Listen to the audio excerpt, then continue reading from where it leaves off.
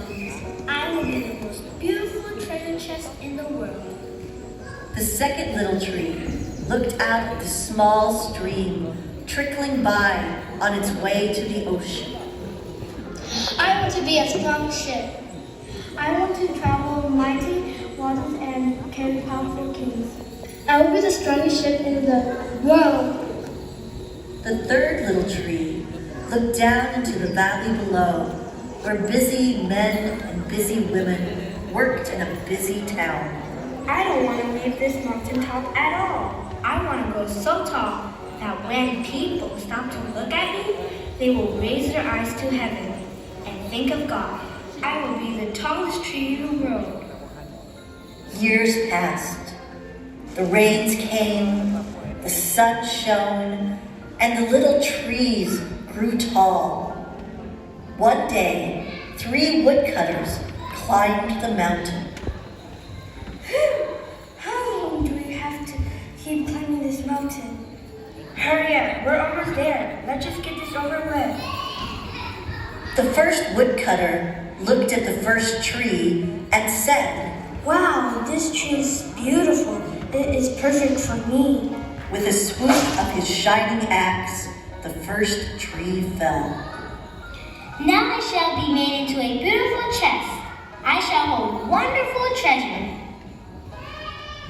The second woodcutter looked at the tree and said, Wow, this tree is so strong. It is perfect for me.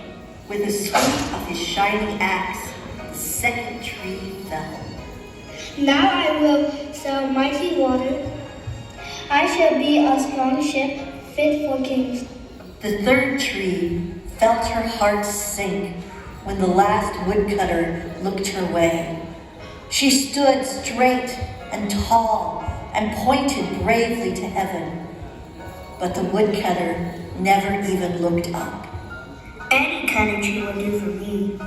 With a swoop of his shining axe, the third tree fell.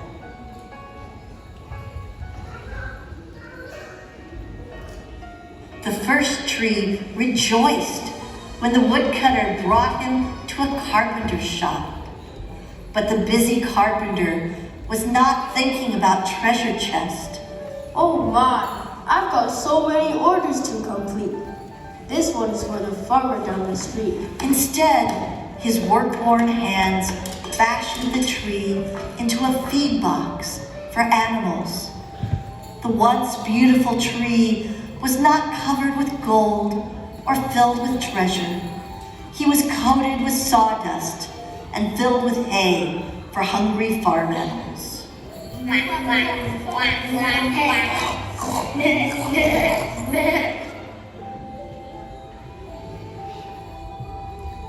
The second tree smiled when the woodcutter took him to a shipyard.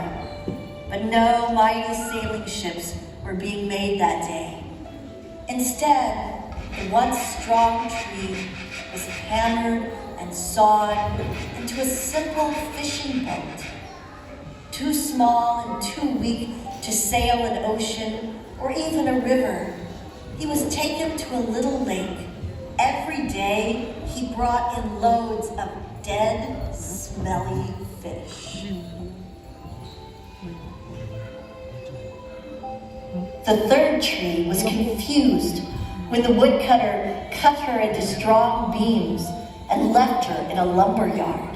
What happened? All I ever wanted to do is stay on the mountaintop and point to God. Many, many days and nights passed. The 3 trees nearly forgot their dreams. But one night, golden starlight poured over the first tree as a young woman placed her newborn baby in the feed box. I wish I could make a cradle for him. The mother squeezed his hand and smiled as the starlight shone on the smooth and sturdy wood. Shh. This manger is beautiful. And suddenly, the first tree knew he was holding the greatest treasure in the world.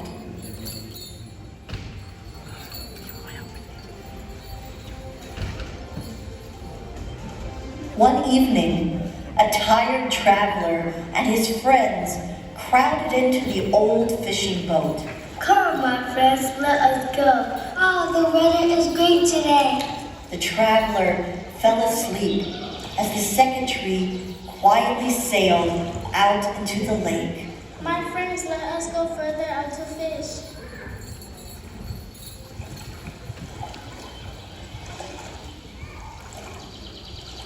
Uh-oh, look, the clouds are gathering.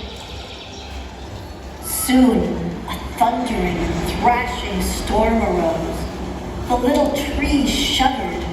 He knew he did not have the strength to carry so many passengers safely through the wind and rain. Oh no, the waves! We're gonna drown! Jesus, wake up! The tired man awakened. He stood up, stretched out his hand, and said, Peace, be still. the storm stopped as quickly as it had begun. Who is this man? Even the water obeys him. And suddenly, the second tree knew he was carrying the King of heaven and earth.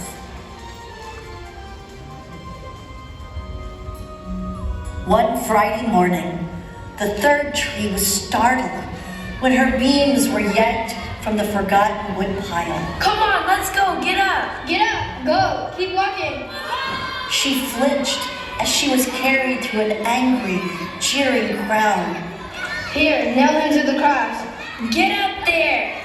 She shuddered when a soldier's nailed a man's hands to her. She felt ugly and harsh and cruel.